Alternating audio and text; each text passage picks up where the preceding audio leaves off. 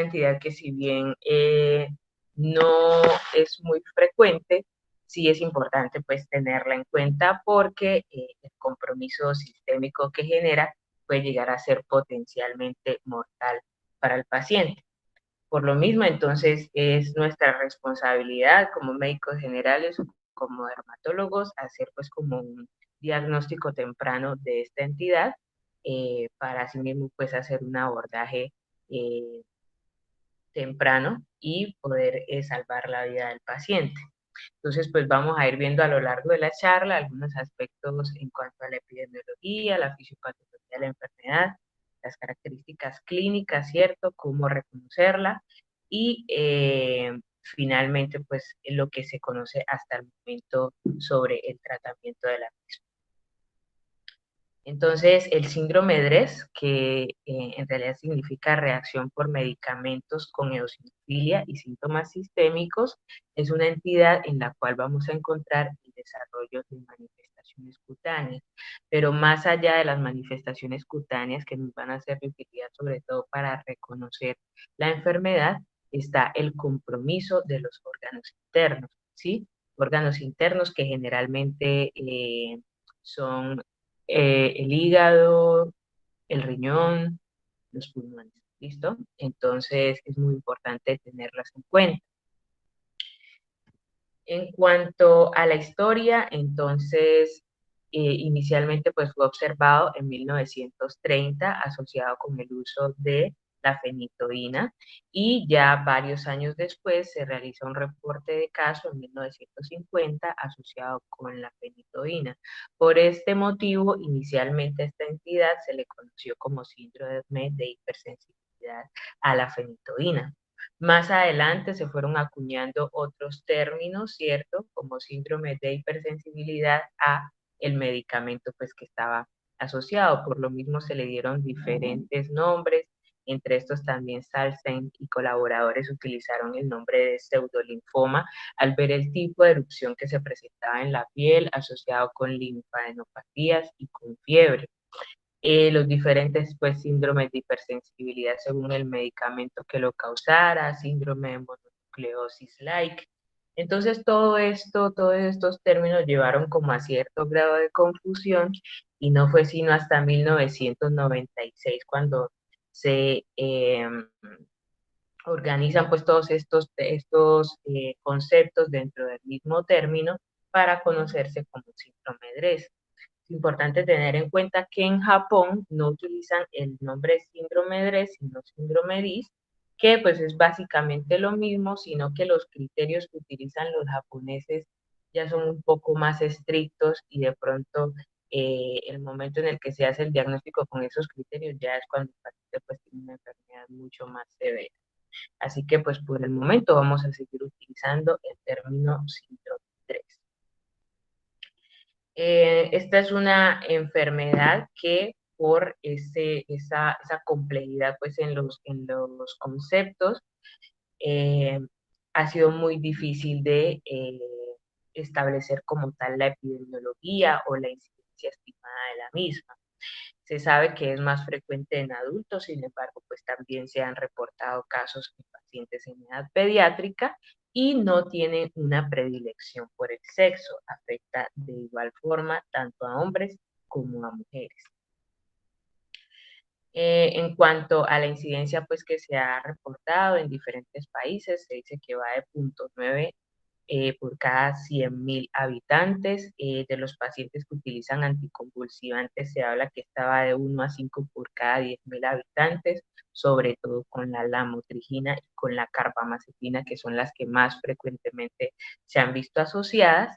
Y las tasas de mortalidad, pues los reportes varían dependiendo de las fuentes. Hay unas fuentes donde se encuentra que la tasa de mortalidad es de hasta el 2%, otras que del 5%, y otras que van incluso hasta un 10% en cuanto a la tasa de mortalidad. Obviamente esto va a depender de diferentes factores como el tipo de población, porque como vamos a ir viendo más adelante, hay ciertas poblaciones que expresan algunos antígenos leucocitarios humanos que hacen que ese esa población en particular tenga mayor predisposición al desarrollo de la enfermedad frente a la exposición ante ciertos medicamentos. Y lo otro es que también se ha asociado con mayores tasas de mortalidad es la reactivación viral. Entonces, en cuanto a la etiología, ya sabemos que es una entidad que se produce por la exposición a ciertos medicamentos, ¿cierto? Dentro de los cuales, pues, los más importantes van a ser los anticonvulsivantes. Entonces, en esta tablita podemos observar cómo diferentes grupos de medicamentos se han asociado con. Entonces, dentro de los anticonvulsivantes, los más importantes son la carbamazepina, la lamotrigina, el fenobarbital, la fenitoína y el ácido valproico. Dentro de los antimicrobianos, importante mencionar la aminociclina, la sulfasalacina, el sulfametoxazol y la vancomicina. Pero vemos que el grupo pues es bastante amplio y muchos medicamentos se han asociado con esto. Otros son los antivirales, sobre todo la abacavir y nevirapina, medicamentos antidepresivos, antihipertensivos, incluso biológicos como el efalisumab, antiinflamatorios no esteroideos, y otros como el alopurinol, que se encuentra como una de las principales causas para el desarrollo del síndrome. Entonces, acá en esta tablita ustedes pueden ver con mayor detalle cuáles son los medicamentos que más frecuentemente se han visto asociados. Vemos como la carbamazepina está punteando, seguida del alopurinol y las sulfonamidas, principalmente la sulfasalacina. Y dentro de los antibióticos, lo que les decía, la vancomicina y la aminociclina van a estar pues como dentro de las más importantes. Entonces, tenerlos en cuenta ante un paciente pues que desarrolla una erupción morbiliforme, como vamos a ver más adelante. Otros factores implicados entonces son el desarrollo de una respuesta inmune alterada frente a la exposición a ese medicamento y la reactivación de herpes virus, principalmente del herpes virus tipo 6, aunque también se ha hablado de la reactivación de virus Epstein-Barr, herpes virus tipo 7 y de citomegalovirus. En cuanto a la fisiopatología, entonces todavía no es completamente entendida, es una patología algo compleja, sin embargo hasta el momento no se sabe exactamente cuál es el proceso, ¿cierto?, que lleva a la enfermedad. Hasta ahora pues se han planteado diferentes teorías que es lo que vamos a ver el día de hoy. Entonces, hay varios factores, entre ellos las alteraciones enzimáticas de las enzimas que participan en el metabolismo de los medicamentos a los cuales se ha visto expuesto el paciente y que finalmente van a generar la enfermedad. Lo otro es la predisposición genética ante la expresión de ciertos antígenos leucocitarios humanos. Y por último, la reactivación viral. Entonces vamos a ir viendo poco a poco cada uno de estos factores. Entonces, a nivel de las alteraciones enzimáticas, tenemos que se producen secundarias a mutaciones genéticas que se heredan de forma autosómica dominante. ¿Qué pasa con estas mutaciones? Pues que llevan a defectos en los genes que codifican las enzimas encargadas de metabolizar esos medicamentos. Si estas enzimas están mal funcionando o están ausentes, entonces vamos a obtener una acumulación de los metabolitos activos, lo cual finalmente pues va a ser reconocido por el sistema inmunológico y va a desencadenar una respuesta inmune que no solamente va a ser como tal la respuesta, sino que es una respuesta que va a estar alterada, ¿sí? Y esto se produce pues por diversos mecanismos. El metabolito activo genera esa alteración por diversos mecanismos. Uno de ellos es la modificación de las proteínas celulares, que también pues más adelante les voy a mostrar un esquema relacionado con esto. Y se habla pues que esa respuesta inmune alterada, que inicialmente es una respuesta de inmunosupresión, pues genera la reactivación de las infecciones virales, aunque con respecto a esto también se han planteado varias teorías. Entonces, siguiendo pues por este lado de las alteraciones enzimáticas, tenemos dos ejemplos muy claros. Uno es cuando falla alguna enzima que hace parte del citocromo P450 y que participa pues en el metabolismo de los anticonvulsivantes. Una de estas enzimas, por ejemplo, es la epoxidrohidrolasa o la glutatión transferasa. Si estas están fallando, se genera la acumulación de metabolitos tóxicos, arena-óxido, que van a generar una respuesta inmunológica.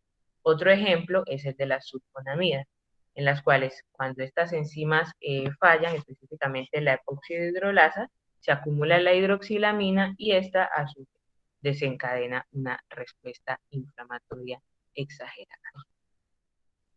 Entonces, ¿cuáles son esos efectos que podemos ver al exponernos a estos medicamentos? Se ha hablado de la interacción del sistema inmunológico por el hecho de que esta entidad se ve en un limitado número de pacientes, ¿sí? No es que todos los que uno les va a dar carbamazepina van a ser un síndrome de Dres, sino que tiene que haber alguna alteración inmunológica para que puedan desarrollar esta enfermedad. Aparte, se ve eosinofilia, que va a ser un factor súper importante en la fisiopatología de la entidad, alteraciones linfocitarias que pueden ir inicialmente desde leucopenia hasta leucocitosis, la inmunosupresión inicial, que al parecer está asociada con una hiperactividad de los linfocitos T reguladores, disminución de los linfocitos B y anticuerpos, y más adelante vamos a ver una respuesta inmunológica exagerada con un incremento de las citoquinas proinflamatorias, principalmente interleuquina 1, interleuquina 6, factor de necrosis tumoral, y el incremento de los linfocitos T CD8. Ustedes se preguntarán, pero ¿cómo es posible que el medicamento lleve a todo eso? ¿Cómo es posible que se genere esa respuesta inflamatoria tan exagerada? Bueno, entonces se ha planteado la teoría del apteno y del concepto de I. Entonces, sabemos que la unión de los medicamentos o sus metabolitos a las moléculas del MHC desencadena la respuesta de los linfocitos. En esto es en lo que se basa el concepto PI, que significa Pharmacological Interaction, es decir, de esa interacción farmacológica entre el medicamento y las moléculas del complejo mayor de histocompatibilidad, ¿cierto? Entonces, en la imagen, en el punto A de la imagen, vemos cómo ese medicamento se une a ese receptor y por medio de la interacción con el receptor de la célula T, pues va a estimular o activar estas células para que desencadenen una respuesta inflamatoria severa. Por el otro lado está la teoría del apteno. Todos sabemos que un apteno es una molécula que por sí sola no tiene potencial inmunogénico, pero que cuando se une a una proteína o un péptido, entonces va a desencadenar esta respuesta inmunológica. Entonces, eso es lo que vemos en el punto B de la imagen, ¿sí? Que esa droga ya no está solita, unida al receptor, sino que se une primero a un péptido y al unirse a ese péptido desencadena ese potencial inmunogénico, llevando al desarrollo de la respuesta inflamatoria. Y el punto C, que también pues es bastante interesante y es el que les mencionaba antes, es que ese metabolito activo o ese medicamento, al interactuar con el péptido, va a hacer que este péptido sufra como una especie de cambio conformacional. Y al sufrir ese cambio en su conformación o en su estructura, lleva a que se expresen segmentos que normalmente no están expresados, ¿sí? Que queden como a la vista esos segmentos. Y al quedar a la vista, entonces el sistema inmunológico lo reconoce, generando una respuesta contra ese segmento que normalmente estaba como apagadito, como dormidito, pero llegó el medicamento, lo expuso y entonces el sistema inmunológico va a atacarlo. Entonces esos son como los tres mecanismos que se han planteado para que el medicamento lleve a ese desarrollo de la respuesta inmunológica. Entonces, aparte de todo lo que ya les había mencionado, también se desarrollan cambios en las células dendríticas plasmocitoides, llevando a la liberación de interferón alfa y con esto la maduración de los linfocitos B, el incremento de los niveles de interleuquina 5 que van a ser sobre todo de importancia para poder activar y reclutar esos eosinófilos y la activación de macrófagos que van a producir aún más citoquinas proinflamatorias. Eso por el lado inmunológico pues, como tal. Con respecto a lo que les decía pues de alteraciones genéticas, vemos que la expresión de ciertos antígenos leucocitarios humanos pues llevan a la predisposición a la enfermedad frente a ciertos medicamentos, entre estos el abacavir, la carbamazepina, el alopurinol, eh, que dependiendo pues de las poblaciones, por ejemplo, en la parte superior vemos que el HLA-B 5701 se asocia con la predisposición al síndrome de Dres causado por abacavir, pero esto es en población asiática. El segundo ejemplo ya es en población europea, entonces esto pues también va a depender del país o del sitio pues donde se produzca la alteración o del origen pues del paciente, ¿cierto? Y finalmente, la reactivación de herpes virus, entonces principalmente herpes virus 6, Epstein-Barr, herpes virus 7 y citomegalovirus. Esto está soportado en el hecho de que en la piel lesional se ha encontrado incremento de la inmunoglobulina G anti-herpes virus tipo 6 y copias del ADN del herpes virus tipo 6, lo mismo que se ha encontrado a nivel de la piel perilesional. ¿Qué se ha planteado con respecto a esto? ¿Cómo se explicaría esa reactivación de los herpes virus? Ustedes saben que los virus se encuentran, o algunos pueden permanecer hospedados o como en un estado latente en el organismo, ¿cierto? Dentro de las células inflamatorias, las que hospedan a estos virus van a ser los linfocitos T. Entonces, ¿qué pasa? En las diapositivas anteriores veíamos que los que se activan son los linfocitos T y finalmente pues van a llevar a un aumento de la respuesta inflamatoria. Entonces, como estos linfocitos T están tan activos, están proliferando, es como si el virus se aprovechara de esa actividad del linfocito T también para empezar a replicarse y a partir de eso entonces generar o aumentar la respuesta inflamatoria que se está generando. Y por otro lado, también se ha hablado de que la reactivación del herpes virus pueda deberse a un efecto directo de la medicación, es decir, un medicamento que produzca algún grado de inmunosupresión y pueda llevar a la reactivación del herpes virus, como se ha visto, pues, como por ejemplo con los corticoides. Entonces, este esquema es simplemente para resumir todo lo que les he mencionado, ¿cierto? Entonces, vemos inicialmente el medicamento. En el punto A vemos el medicamento o sus metabolitos activos. Estos drogas o metabolitos activos van a estimular la respuesta inmunológica, va a ser presentado a los linfocitos T, los linfocitos T van a generarse una expansión clonal y esos linfocitos T van a generar una respuesta contra el medicamento o contra el metabolito. Por otro lado, en el punto D vemos cómo esos virus que se encontraban hospedados al interior de los linfocitos T, pues van a empezar a replicarse, van a empezar a reactivarse y finalmente esto también va a generar una respuesta inmunológica contra el virus que sumada a la respuesta inmunológica antimedicamento, pues va a hacer una reflejo, pues que se va a reflejar, perdón, clínicamente como unas manifestaciones más severas, ¿listo? Entonces se da como una respuesta inflamatoria muy exagerada frente a esos dos elementos. Esta imagen pues es básicamente lo mismo, simplemente es para esquematizar cómo a partir de la proliferación de esos linfocitos TCD8 se reactiva el virus y a su vez empiezan a producir diferentes tipos de interleuquinas proinflamatorias, también producen la interleuquina tipo 5, que va a estimular a los eosinófilos. En la activación de los eosinófilos no solamente participa la interleuquina 5, sino también la interleuquina 17E, la quimiosina regulada y activada del timo y la eotaxina, las cuales van a ser de importancia en la proliferación, supervivencia, reclutamiento de los eosinófilos. Los eosinófilos a su vez van a producir o a liberar unos gránulos citotóxicos que van a generar el daño a nivel multiorgánico, ¿cierto? El cardíaco, que como vamos a ver, produce una miocarditis eosinofílica. A nivel pulmonar, produce una neumonitis intersticial. A nivel hepático, genera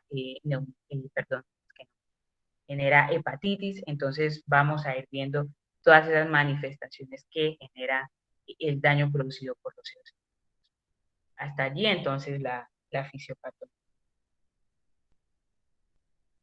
Vamos entonces ahora a hablar de las manifestaciones clínicas y cómo vamos a reconocer a estos pacientes. Entonces, 3 puntos claves y que es como lo más grande y lo más importante que ustedes se deben llevar. Uno es que se presenta como una erupción morbiliforme, porque hace varias semanas ya hablaban de la erupción morbiliforme medicamentosa y que es un poco difícil de pronto hacer la diferenciación con 3. El largo periodo de latencia. Entonces, en este punto sí quiero que quede muy claro porque eso es algo que nos permite hacer la diferenciación con otras erupciones medicamentosas, porque el periodo de latencia del DRES, es decir, el momento desde que toma el medicamento hasta que aparecen las lesiones, es tan amplio que puede ser de 2 semanas a 8 semanas, es decir, hasta 2 meses después de haber empezado a tomar el medicamento, siendo que en otras entidades vemos que este se produce en los primeros días, en la primera semana. Entonces es importante tenerlo en cuenta. Y lo otro es el compromiso multisistémico, es decir, ante un paciente con DRES, uno no se puede quedar tranquilo y pensar, ah, bueno, tiene una erupción morbiliforme, le manejo la fiebre y para la casa, no. Hay que buscar que no haya compromiso orgánico, multiorgánico, sobre todo hígado, riñón y pulmón. ¿Listo? Bueno, y esta imagen, pues que también es muy ilustrativa porque nos muestra cómo es la evolución de ese síndrome de DRES, ¿cierto? Entonces, el periodo de latencia, que como les decía, va de 2 a 8 semanas, inicialmente se presenta la fiebre, luego aparece la erupción a nivel de la piel, posteriormente el compromiso multiorgánico y finalmente las alteraciones hematológicas. Vemos que la enfermedad tiene un curso como fluctuante, ¿no? Ustedes ven que hay unos picos, luego mejora, otro pico y así. ¿Cómo se ha explicado esto? Y es por la reactivación secuencial de los virus, de los herpes virus. Ustedes saben que no hay un solo tipo de herpes virus, sino que hay varios. Entonces, ¿qué se ha planteado? Que primero, digamos, se reactiva el herpes virus, el Epstein-Barr, luego se reactiva el herpes virus tipo 6, luego el citomegalovirus. Entonces, eso es el mecanismo por el cual explican que la enfermedad tenga ese largo periodo, pues, como de evolución, y aparte que tenga esos periodos, pues, como tan fluctuantes como ustedes ven allí, y que incluso tienda a generar secuelas que vamos a ver más adelante.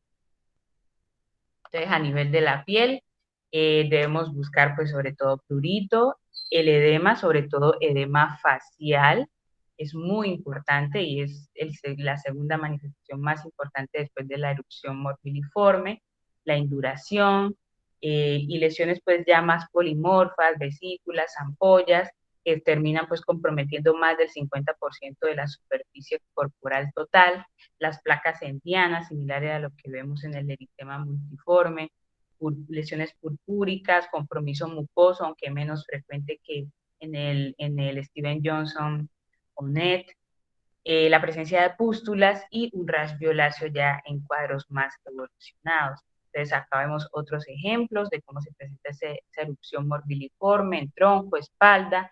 En la imagen se vemos ese edema tan marcado a nivel facial, la imagen del compromiso de mucosas y ya en la imagen E vemos una dermatitis exfoliativa o una eritrodermia con la cual pueden cursar estos pacientes también y que pues terminan llevándolos hacia manejo en unidad de cuidados intensivos. Vemos otros ejemplos, paciente que desarrolló esta manifestación secundaria al uso de piperacilina tazobactam, y acá simplemente para mostrarles cómo ese eritema pues va a cambiar dependiendo del fototipo del paciente. Un paciente de fototipo 1 o 2 pues es mucho más fácil ver ese eritema y esa erupción, pero en un paciente de un fototipo 6 como el que vemos en la imagen de pronto nos puede generar mayor confusión. Entonces también es importante pues como que se vayan familiarizando con las diferentes formas de presentación de las lesiones según el fototipo. Acá simplemente para mostrarle la frecuencia, lo que les decía, el más frecuente es la erupción morbiliforme, seguido del edema facial, este pues es un estudio ya publicado en 2010, pero ayer pues también leía que el edema facial puede llegar a presentarse hasta en un 75% de los pacientes, así que mucho ojo con eso. Y esta tablita que también me gusta mucho porque nos ilustra cómo dependiendo del medicamento, entonces asimismo pues vamos a encontrar unas manifestaciones clínicas distintas, ¿cierto? Entonces, por ejemplo, el alopurinol se asocia más con compromiso renal, la minociclina y la ampicilina con compromiso cardíaco, la carbamazepina también con compromiso renal, la dapsona y la fenitoína con compromiso hepático. Entonces, dependiendo del medicamento, de pronto uno puede, no sé, anticiparse o buscar con mayor detenimiento el compromiso o el órgano que con más frecuencia puede estar asociado eh, al medicamento. Entonces vamos a ver pues rápidamente como las alteraciones multiorgánicas. Una de las más importantes es la linfadenopatía, se presenta en el 75% de los casos. Son linfadenopatías dolorosas y que se van a localizar principalmente a nivel del cuello, a nivel axilar y a nivel de los pliegues inguinales. En cuanto a las alteraciones hematológicas, lo que les decía, inicialmente leucopenia, posteriormente leucocitosis, y van a ser tan importantes que incluso se convierten en un criterio para el diagnóstico de la enfermedad. Lo mismo que la presencia de linfocitos atípicos, la eosinofilia y la trombocitopenia. En el hígado buscar esplenomegalia, ¿cierto? Evaluar las pruebas de función hepática, sobre todo las transaminasas que se encuentran elevadas generalmente 2 veces los niveles normales, desarrollan hepatitis, pueden desarrollar una variante aguda severa que incluso puede terminar en la muerte del paciente. Estos pacientes, algunos pueden terminar en trasplante hepático. A nivel renal, las alteraciones se presentan sobre todo en pacientes añosos o en pacientes que ya tienen enfermedades renales de base. Las manifestaciones que encontramos son principalmente hematuria y en el laboratorio vamos a encontrar proteinuria, alteración de las funciones o de las pruebas de función renal, sobre todo creatinina y PUM, los cuales pues, van a encontrarse elevados, y la complicación más severa es la nefritis intersticial, que incluso estos pacientes pueden terminar en diálisis.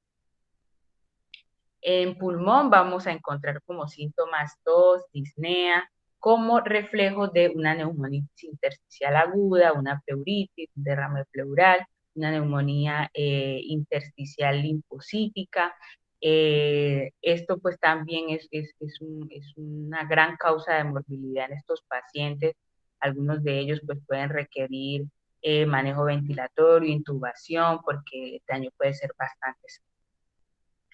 A nivel cardíaco se desarrollan 2 tipos de miocarditis. Una es la miocarditis por hipersensibilidad, que generalmente es autolimitada, pero hay otra que es la miocarditis eosinofílica, que pues si es muy severa, genera un deterioro rápido y tiene una tasa de mortalidad bastante alta que puede alcanzar incluso al 50% de los pacientes.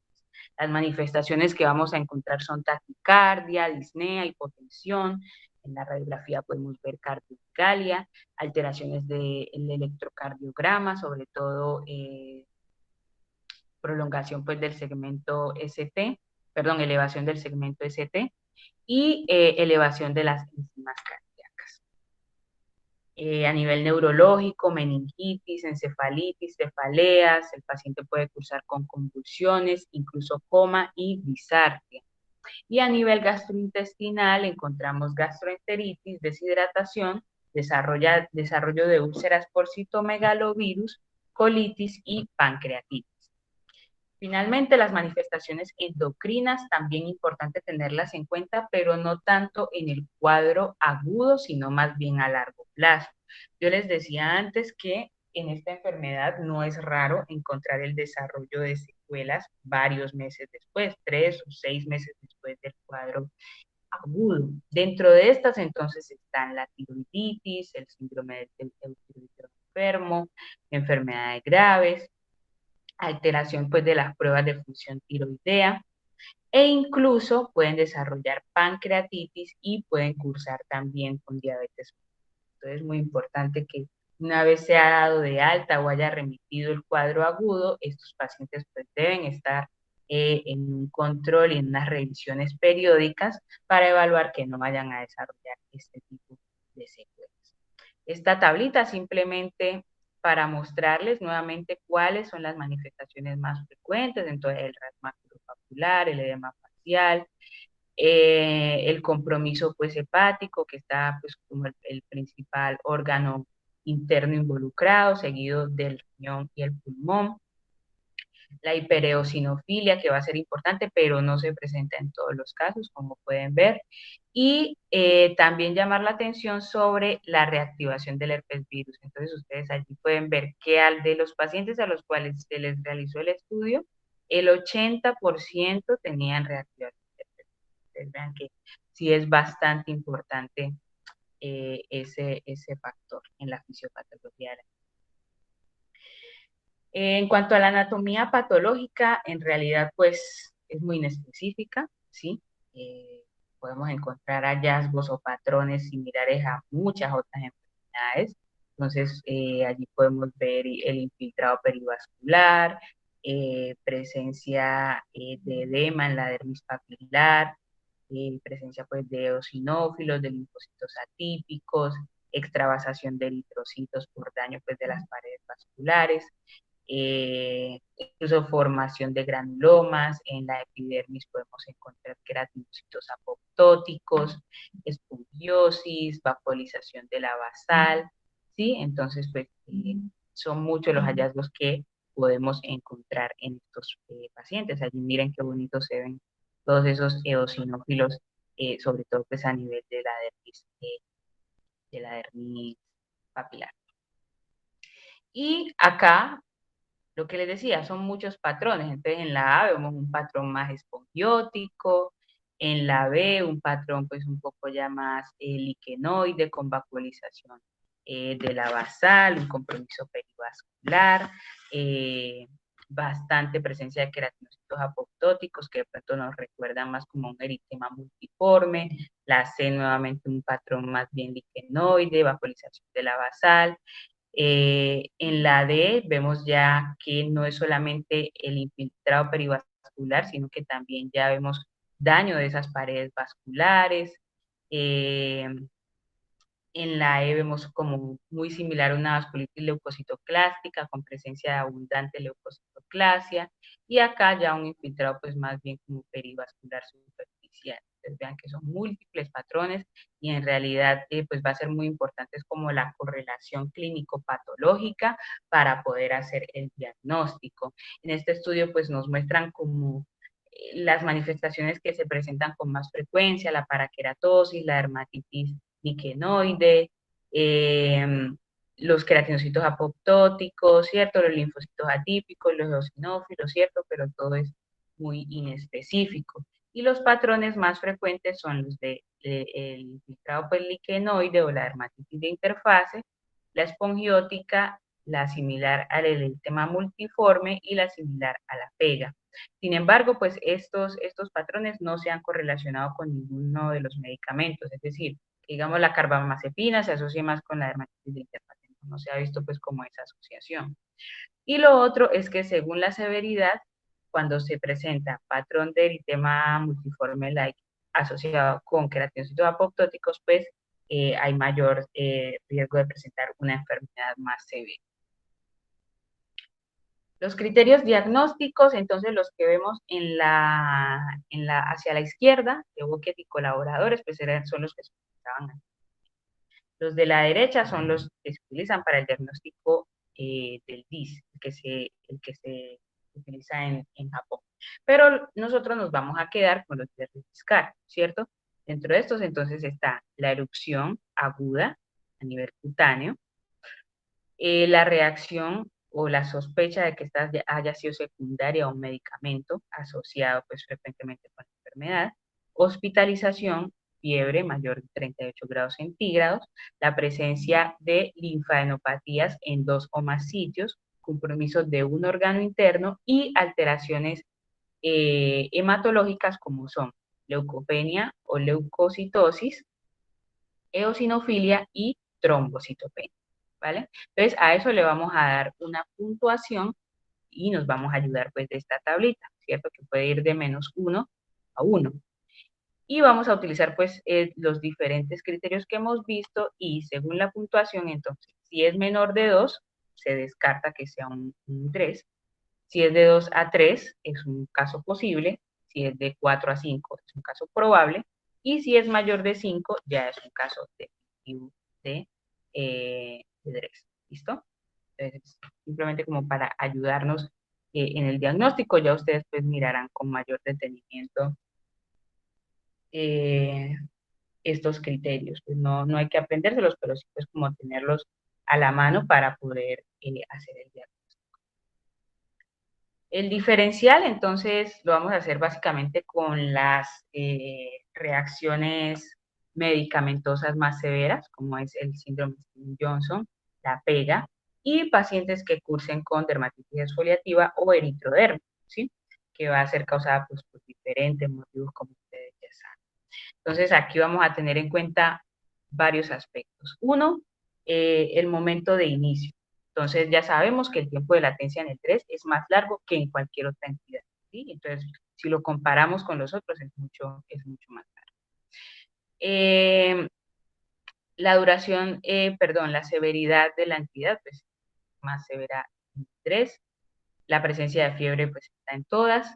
El compromiso a nivel de las mucosas es más severo en el síndrome Stevens-Johnson, como ustedes saben. A nivel histológico nos ayuda mucho para diferenciarlo del Stevens-Johnson, donde uno ve pues como más necrosis a nivel epidérmica, o de la pega, donde uno ve la presencia de pústulas córneas. A nivel de los ganglios, pues vamos a encontrar mayor afectación en el 3. A nivel del compromiso multisistémico, es más frecuente la hepatitis en el 3 que en las otras entidades. Sin embargo, en el Steven Johnson pues, podemos ver también compromiso de órganos internos a nivel renal o traqueobronquial. Y finalmente, un simple hemograma pues también nos puede servir, nos puede eh, ayudar mucho, o los hallazgos en la biopsia, ¿cierto? Si vemos predominio de neutrófilos, pues pensar más en una pega, predominio de eosinófilos, pensar más en un DRES. Linfocitos atípicos también más frecuentes en un DRES, aunque también los podemos encontrar en la eritrodermia, si la enfermedad de base pues es, por ejemplo, un síndrome Sézary o un linfoma. ¿Listo? Y las tasas de mortalidad, pues que claramente son más altas en el síndrome de Stevens-Johnson. Otras entidades a tener en cuenta en el diferencial: el eritema multiforme, las infecciones virales, linfoma, el lupus eritematoso sistémico y el síndrome Scher-Strauss, que es pues, la poliangeitis granulomatosa con eosinofilia. Pruebas diagnósticas, bueno, más que pruebas diagnósticas, pues inicialmente les voy a mencionar es como los exámenes de laboratorio que nos pueden ser de utilidad para descartar compromiso sistémico. Entonces el hemograma, ya por obvias razones, ya lo hemos visto muy bien. Las pruebas de función hepática, las pruebas de función renal, la serología para hepatitis, hepatitis B, hepatitis C, y las pruebas para infección por herpesvirus, que no siempre son fáciles, pues, de acceder a estas, pero sí es posible, pues, tomarlas porque ya hemos visto que se puede asociar con un desenlace peor de la enfermedad. Y ya como tal, las pruebas diagnósticas, pues, que nos van a servir no tanto como para decir si tiene DRES, sino para determinar ante qué medicamento nos estamos enfrentando, ¿sí? Porque no es raro que y son los pacientes de la vida real que nos llegan polimedicados, ¿cierto? Entonces el viejito que utiliza el medicamento para la presión, para la diabetes, ¿cierto? Entonces es muy importante de pronto determinar cuál es el agente causal. Entonces están las pruebas de parche, que tienen pues cierto margen de seguridad y han mostrado pues como unos resultados más confiables con los antiepilépticos. Y por otro lado, las pruebas de transformación linfocitaria, que en realidad se las menciono más es como por por academia, porque pues esto no es algo a lo que podamos acceder actualmente, pero pues esperemos que más adelante sí se pueda hacer. Es una prueba que se realiza in vitro, por lo tanto pues es segura. Se toma pues el plasma del paciente y se expone a los diferentes medicamentos y pues se ve ante cuál pues se desarrolla esa respuesta exagerada, y a partir de eso pues se determina cuál es el medicamento causal de la erupción. Finalmente, y para no aburrirlos más, terminamos entonces con el tratamiento básico, como en cualquier otra erupción cutánea, o cualquier otra erupción medicamentosa, es la suspensión del medicamento. O sea, si usted sabe que es un DRES, si usted sabe que es cualquier otra entidad asociada con medicamento, pues obviamente lo primero que hay que hacer es suspenderlo, ¿cierto? Aunque en el DRES la respuesta no va a ser tan rápida, es decir, usted puede que se lo haya suspendido por 2, 3 semanas y el paciente siga con las manifestaciones, ya es con el tiempo que vamos a empezar a ver una mejora. El manejo de soporte, entonces hay fiebre antipiréticos, hay muchos pruritos antihistamínicos, para las lesiones en la piel podemos utilizar corticoides tópicos, y ya para pacientes más severamente enfermos que requieran cuidados intensivos, entonces obviamente todo el soporte de líquidos, de electrolitos, el mantenimiento de la temperatura corporal, el aporte pues calórico, todo eso pues que ustedes conocen más que yo, tenerlo en cuenta en estos pacientes que terminan en una unidad de cuidados intensivos. Ya en pacientes con compromiso de órganos internos, ¿cierto? Debemos indicar los corticoides sistémicos. En cuanto al tratamiento, pues hay controversia, pero los corticoides sistémicos son como lo más aceptado hasta el momento. Entonces se recomienda la prednisona a 1 miligramo por kilogramo día. Importante aquí que el descalamiento de esa prednisona tiene que hacerse como mínimo entre 4 a 8 semanas, ¿sí? No es que, no, ya mejoró el paciente, ya le di el medicamento por varias semanas y ya se lo suspendo. Hay que irlo descalando, porque se debe hacer así para evitar pues como recaídas. Y si no es posible o no responde a la prednisona, se pueden utilizar los de metilprednisolona a 30 miligramos por día por 3 días. Otro medicamento del que se habla, u otra terapia de la que se habla, es la de la inmunoglobulina intravenosa, pero ojo, no debe utilizarse como monoterapia, sino como terapia adyuvante a los corticoides, ¿sí? Se habla mucho en casi todos los artículos que uno lee, se habla mucho de un estudio que se hizo con inmunoglobulina como monoterapia en pacientes con DRES, que fue un completo fracaso, porque 5 de los 6 pacientes que se incluyeron terminaron desarrollando reacciones adversas severas. Entonces sí, importante que si lo vamos a utilizar, lo utilicemos acompañado de los corticoides. ¿En qué dosis se recomienda? 1 miligramo por kilogramo día por 2 días. ¿Por qué se utiliza? Porque como que reemplaza esa pérdida de los niveles de inmunoglobulinas, tiene efectos antiinflamatorios y además brinda cierta protección inmune contra los herpes virus, sobre todo herpes virus tipo 6. Ya como tal en reportes de casos se ha hablado como de otros medicamentos inmunosupresores o ahorradores de corticoides, como la ciclofosfamida, ciclosporina, mofetilmicofenolato, rituximab, bueno, una cantidad pues grande de medicamentos, pero no hay estudios grandes con respecto a su uso. También se habla de la N-acetilcisteína, sobre todo en el DRES inducido por anticonvulsivantes, y pues lógicamente si uno ve que en la fisiopatología los virus pues generan mayor riesgo en esta enfermedad, pues debe pensar en el uso de antivirales, ¿sí? Pero ellos lo recomiendan, los autores lo recomiendan solo en el caso de que se demuestre que hay un compromiso o una reactivación viral. Pues este esquema, simplemente para recordarles, todos los pacientes con DRES, pues se les debe suspender el medicamento. Cuando hay compromiso de un órgano interno, inicialmente prednisolona o prednisolona, aunque algunos autores hablan de que en los pacientes de riesgo, como pacientes que tengan enfermedades sistémicas previas o pacientes añosos, pues iniciar de una vez prednisolona, así no se haya demostrado el compromiso de órganos internos. Y si el paciente pues termina en una unidad de cuidados intensivos, si presenta pues una eritrodermia asociada con el síndrome de Dres, pues tener en cuenta todos los cuidados que les mencionaba antes, pues estos pacientes se deben tratar o hacer un cuidado como si fueran un paciente quemado. En cuanto al pronóstico, es favorable al suspender de forma temprana el medicamento. Cuando se observan mejorías con el corticoide tópico, pues también se habla de que son pacientes que tienen un pronóstico más favorable. Factores de mal pronóstico son la presencia de una eosinofilia severa, trombocitopenia, pancitopenia, historia de insuficiencia renal crónica y el compromiso multiorgánico.